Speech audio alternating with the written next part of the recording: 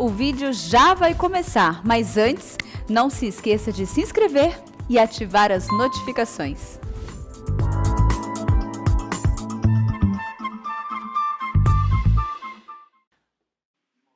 Nós vamos então abrir a palavra de Deus no Evangelho de Cristo, conforme o registro de João capítulo 6. João capítulo 6, versos 35 a 40. Abra comigo sua Bíblia e mantenha sua Bíblia aberta durante a exposição da passagem. João 6, 35 a 40.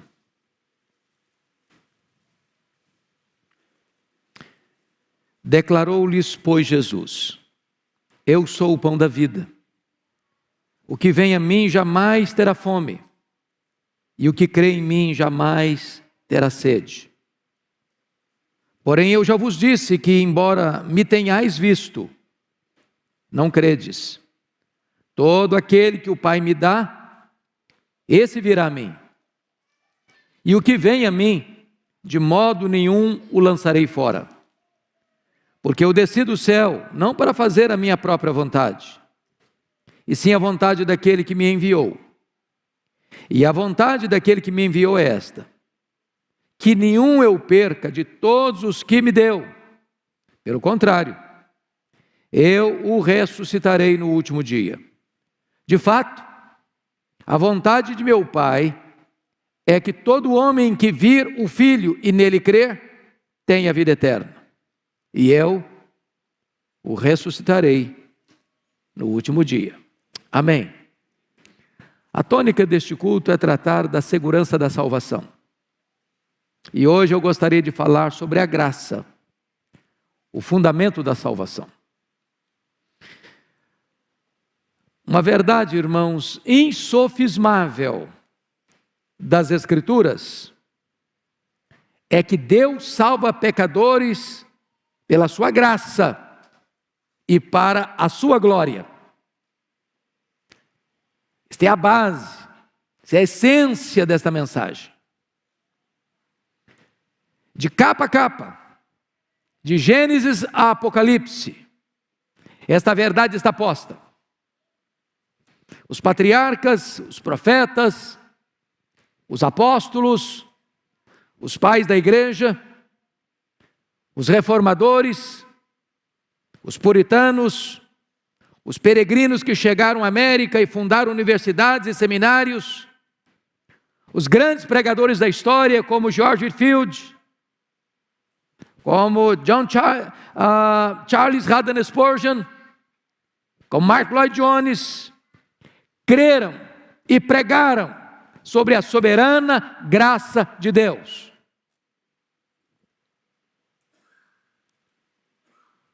Os grandes avivalistas, os maiores missionários que desbravaram e avançaram no reino de Deus, pregaram esta verdade. É bem verdade que ao longo dos séculos nós tivemos alguns embates, algumas oposições declaradas a esta verdade da soberana graça de Deus na salvação. Por exemplo, no ano 416, Agostinho tem que enfrentar Pelágio. Mas Agostinho defendia que o homem depende exclusivamente da graça de Deus para a salvação. Na época de Lutero, ele teve que enfrentar Erasmo. Lutero afirmava categoricamente que você e eu precisamos totalmente da graça de Deus para sermos salvos. Em 1618, 1619, no Sino de Dort, na Holanda, mais uma vez esta verdade foi reafirmada com total clareza. Então eu gostaria de dizer a vocês que a nossa salvação não é, numa linguagem teológica, eu explico, sinergista, mas monergista. Em outras palavras, A nossa salvação não é uma parceria entre o que Deus faz e o que o homem faz. A nossa salvação é uma obra exclusiva de Deus. Deus a planejou, Deus a executa e Deus a consumará. Para que toda a glória da sua salvação pertença a Deus. Esta é a grande mensagem, meus amados irmãos, de todas as Escrituras. Então, à luz do texto lido, eu gostaria de trazer à memória esclarecida dos irmãos estas verdades que já foram pregadas, que estão sendo pregadas e que hão de ser pregadas, mercê de Deus, até que Jesus volte para buscar a sua igreja. Que verdades são essas? A primeira delas, veja você comigo no verso 36. Porém eu já vos disse que, embora me tenhais visto, não credes. Aqui está o que os teólogos lá do século 17 chamariam de depravação total. Nós poderíamos chamar de inabilidade total.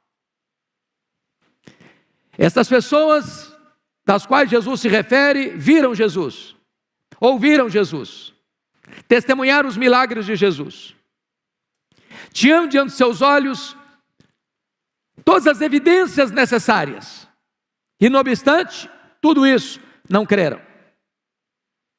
Por que não creram? Porque não há nem em você nem em mim capacidade inata, disposição pessoal de crer. Por que isso? Porque quando você e eu nascemos, nós já fomos concebidos em pecado, e diz a Bíblia que o homem se dizia desde o seu nascimento: em pecado me concebeu minha mãe. A inclinação do nosso coração é para o mal. Ilustrando isso, se nascesse uma criança agora, e você pegasse essa criança, colocasse essa criança numa espécie de estufa, sem qualquer contato com o meio, caído, arruinado, pecaminoso, depravado, ela, mesmo sem qualquer influência externa má, ela pecaria. Sabe por quê? Porque o problema não está fora de nós, o problema está dentro de nós. Hoje no culto da manhã, o pastor Arival disse uma verdade: o nosso maior problema, ou o nosso maior inimigo, somos nós mesmos. É o nosso coração, é a nossa natureza pecaminosa. A Bíblia chega a dizer que você e eu estamos cegos antes de Cristo. O diabo cegou o entendimento dos incrédulos. A Bíblia diz que antes da conversão, o coração do homem é um coração de pedra, em outras palavras, é insensível. Mas a Bíblia vai além e diz que o homem é escravo do pecado. E nesse sentido, o homem é escravo do pecado, o homem é escravo da carne, o homem é escravo do mundo e o homem é escravo do diabo, antes da conversão. Ele está na casa do valente, ele está no império das trevas, ele está debaixo da potestade de Satanás. Fechando o assunto, a Bíblia diz que o homem está morto nos seus delitos e pecados. Em outras palavras, ou Deus age na sua vida, ou você jamais poderá ser salvo. O que o morto decide? O que o morto deseja? Que iniciativa tem o morto? Ou ele recebe vida, ou continua morto. O que o Senhor Jesus está mostrando, amados irmãos, é a total incapacidade, portanto, do homem em ser salvo por ele mesmo. Ele está morto, ele está cego, ele é escravo.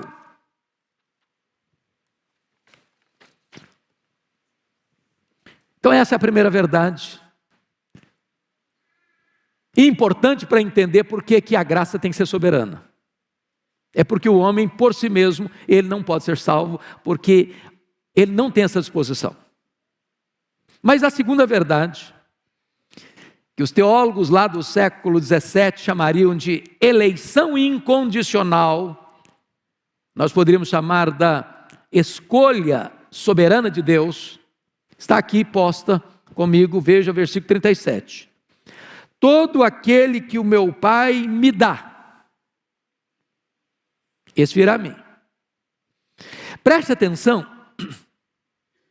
que você só veio a Cristo, você que está aqui hoje, que é crente, você só foi salvo, porque o Pai deu você de presente ao Deus Filho. Nós chamamos isso de eleição. Em outras palavras, não foi você quem escolheu a Deus, foi Deus quem escolheu você. Jesus foi claro: não fostes vós que me escolhestes a mim, pelo contrário, eu vos escolhi a vós outros.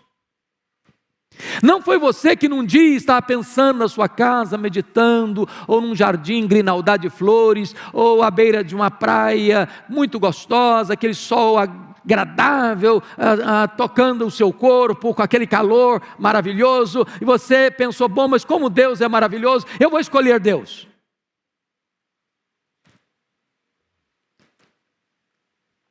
Quando você creu no Senhor Jesus, o fato de você ter crido nele é porque antes de você ter crido nele, o Pai já havia dado a você de presente para o Filho.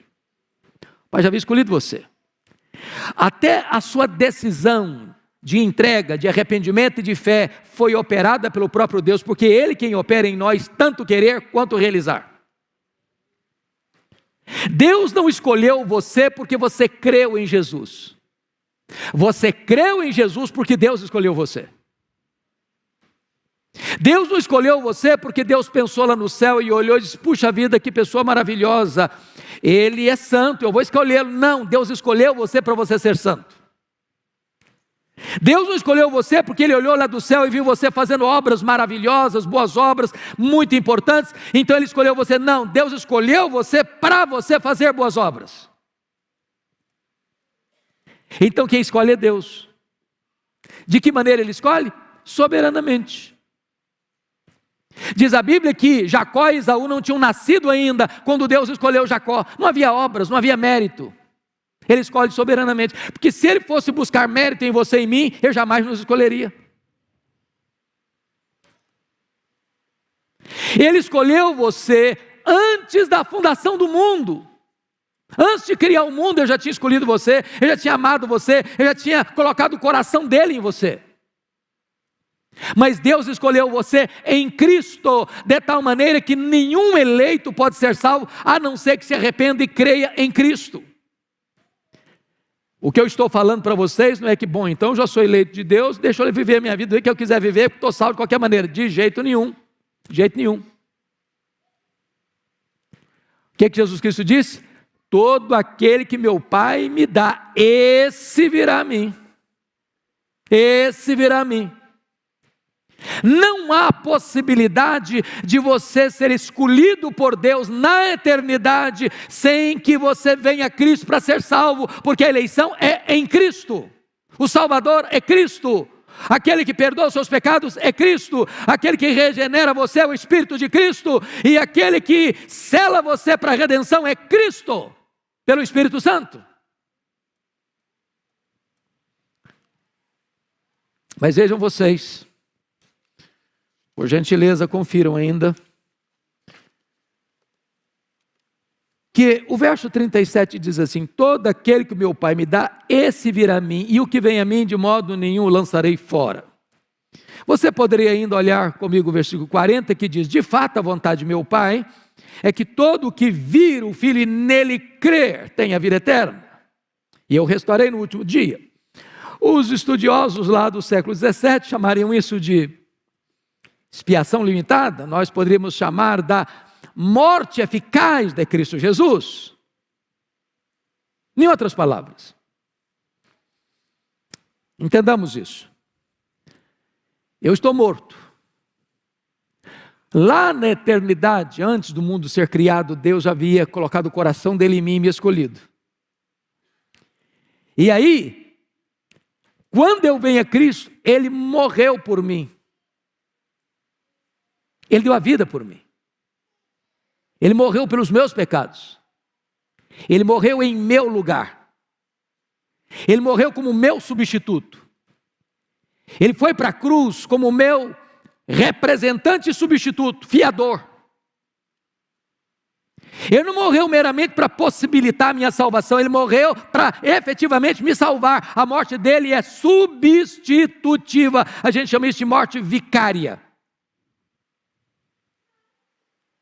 De tal maneira que todo aquele que o Pai dá, vem a Cristo. E quando a pessoa vem a Cristo, ele recebe a vida eterna ao crer em Cristo. Ou seja, não há possibilidade de que alguém que Deus deu ao Filho, e o Filho morreu por ele, que não seja efetivamente salvo.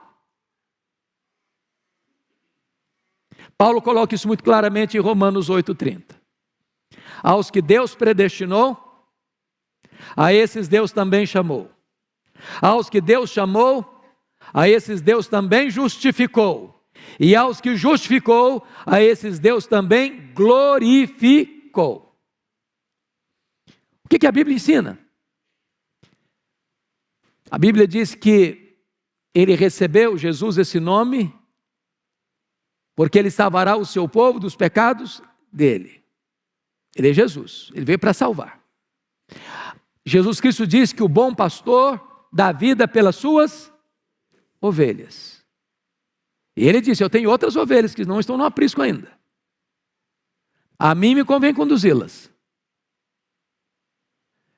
Elas ouvirão minha voz e me seguirão. E eu darei a elas a vida eterna. E ninguém as arrebatará das minhas mãos. Sabe o que significa isso, irmãos? Pensa em São Paulo, com 20 milhões de habitantes. Há muitas pessoas em São Paulo que estão aguardando ouvir o evangelho chamado do divino pastor por você e por mim. Que quando ouvirem o evangelho, o Espírito Santo vai tocar, vai tirar a venda dos olhos, vai tirar o tampão dos ouvidos, vai tirar o coração de pedra e dar um coração de carne, vai reavivar, vai ressuscitar espiritualmente e dar vida. E aí, seus olhos são abertos, você se arrepende dos seus pecados e crê no Senhor Jesus e é convertido. Essa obra é monocraticamente de Deus, é monergística, é obra de Deus, é obra de Deus. É quando você abre um livro, de repente, encontra uma mensagem que salta ao seu coração. É quando você entra num culto e de repente aquela mensagem parece que só você estava ali e foi direto para o seu coração. É como você, às vezes desesperado de madrugada, liga uma televisão e tem uma mensagem sendo apresentada que lhe entra como flecha na sua alma. É como você está caminhando, às vezes embriagado pela rua, vê um folheto rasgado e pega e lê, e aquilo entra na sua vida. É como um prisioneiro que está lá atrás das grades e recebe um pedaço de Bíblia, e ele enrola para fazer um baseado, e de repente, antes de fumar, ele vai ler aquilo ali, e aquilo entra na vida dele.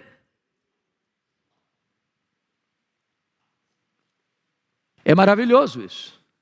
Se cada um de nós pudesse contar a história da sua conversão, nós ouviríamos testemunhos belíssimos nesta noite. Todo aquele que o Pai dá a Cristo, vem a Cristo, e Cristo ressuscitará no último dia. Ele é salvo, porque a morte de Cristo é eficaz. Ele morreu pelas suas ovelhas, ele deu a sua vida pela sua igreja, e não é possível que aquele por quem Cristo morreu, de fato venha a perecer. Mas tem mais.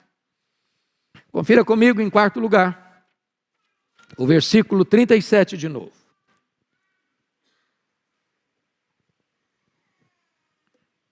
Está escrito o seguinte: todo aquele que meu Pai me dá, esse virá a mim. Preste atenção. Todo que meu Pai me dá, alguns virão a mim, a maioria virá a mim. O que está escrito aqui? Todo que meu Pai me dá, esse virá a mim. Os teólogos lá do século XVII chamaram isso aqui de graça irresistível. Ou alguns, vocação eficaz. Qual o ponto aqui, meus amados irmãos? O ponto aqui é o seguinte: projeto de Deus é completo. É completo. Deus escolhe na eternidade. Deus dá aquele que Ele escolheu de presente para o Deus Filho. O Deus Filho morre por esta pessoa na cruz, vertendo o seu sangue, de tal maneira que nenhuma gota do sangue de Cristo foi desperdiçada naquela cruz.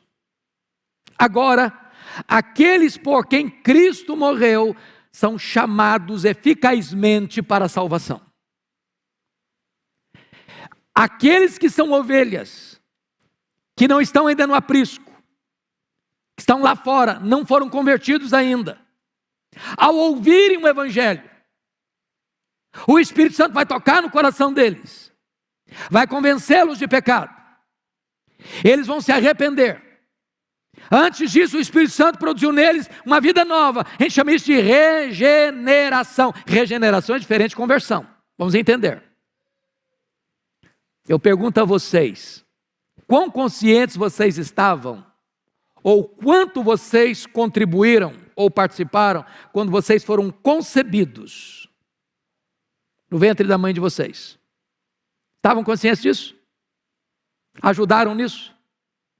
Participaram disso? Não. Assim é a regeneração. O Espírito Santo soberanamente, secretamente, invisivelmente, misteriosamente, mas gloriosamente, vem e opera dentro de você uma mudança de disposição íntima e gera vida em você, que estava morto.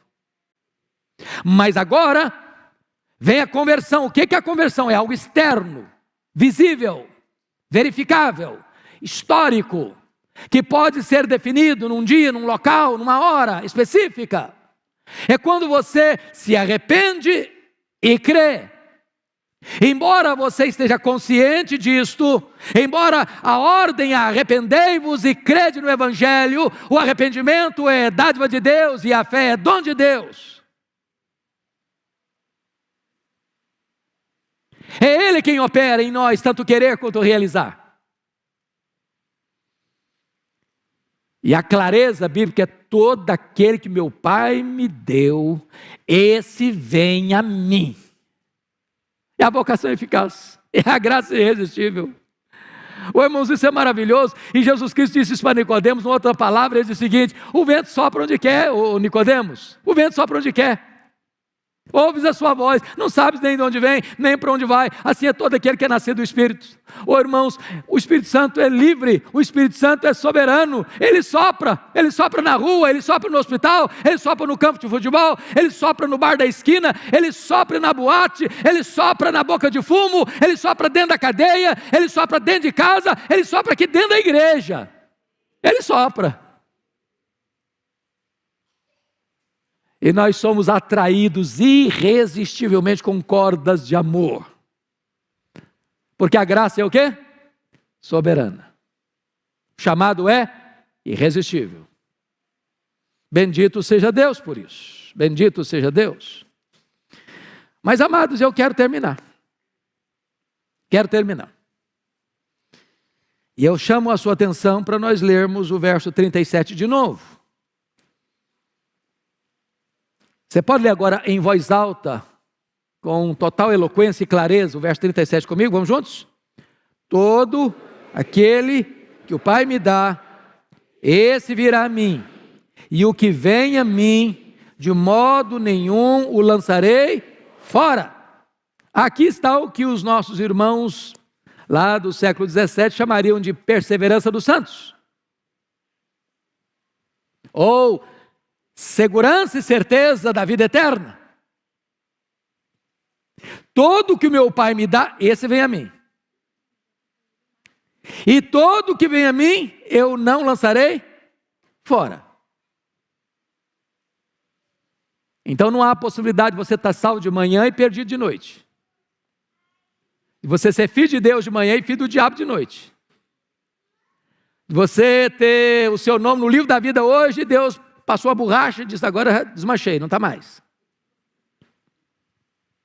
De você ter sido selado com o Espírito Santo, Deus já vou tirar o lacre, não está mais selado.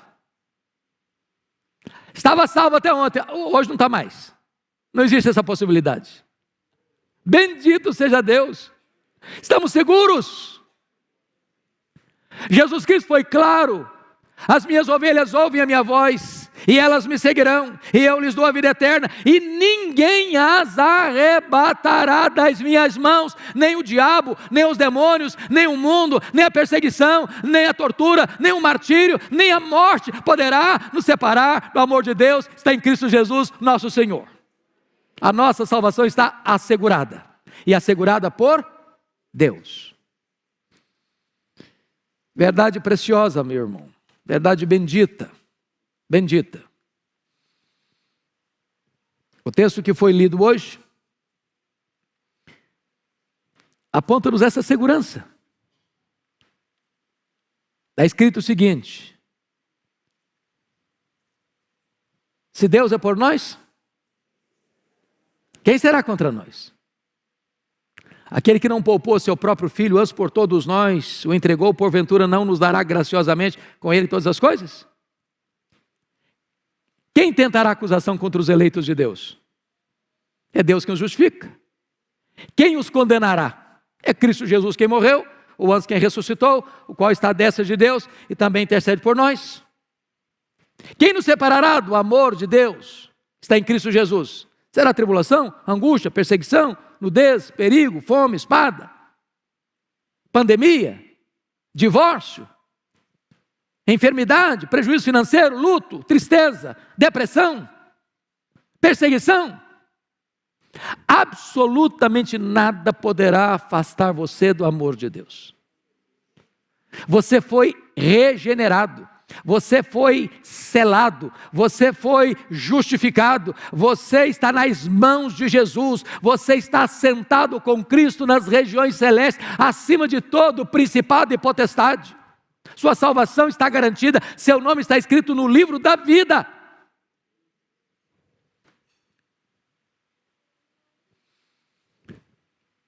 Oh, irmãos, como a soberana graça de Deus é consoladora.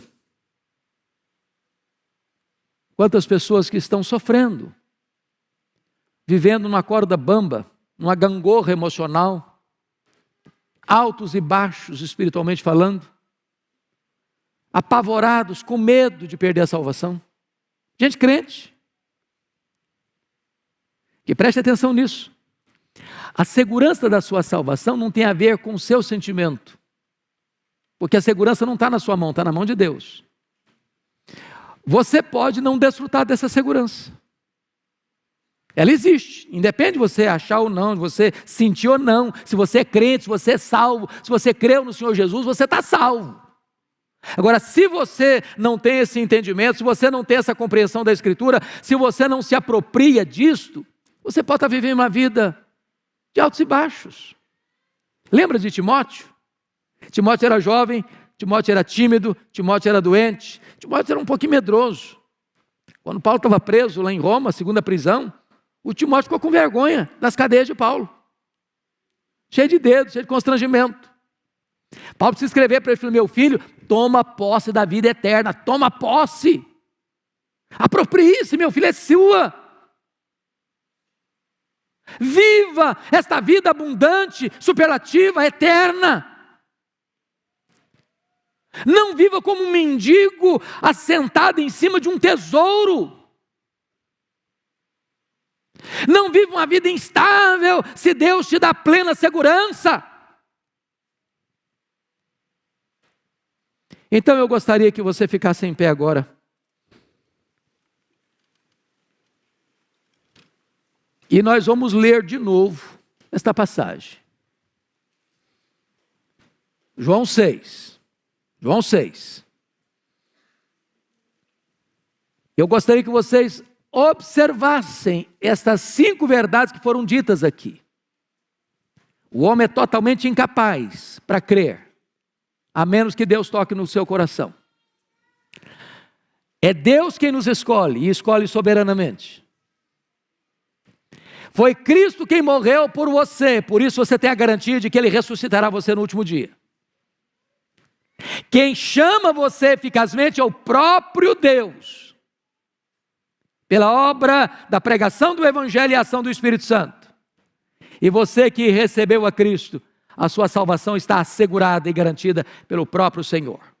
Então vamos ler, por gentileza, João 6, 35 a 40. Mas quero que a igreja leia com voz clara, entendendo o que está lendo, apropriando-se dessa verdade. Vamos juntos? Declarou-lhes, pois, Jesus: eu sou o pão da vida. O que vem a mim jamais terá fome, e o que crê em mim jamais terá sede. Porém eu já vos disse que, embora me tenhais visto, não credes. Todo aquele que o meu Pai me dá, esse virá a mim, e o que vem a mim, de modo nenhum o lançarei fora. Porque eu desci do céu, não para fazer a minha própria vontade, e sim a vontade daquele que me enviou. E a vontade de quem me enviou é esta: que nenhum eu perca de todos os que me deu. Pelo contrário, eu ressuscitarei no último dia. De fato, a vontade de meu Pai é que todo homem que vir o Filho e nele crer tenha vida eterna, e eu ressuscitarei no último dia. Aleluia! Amém!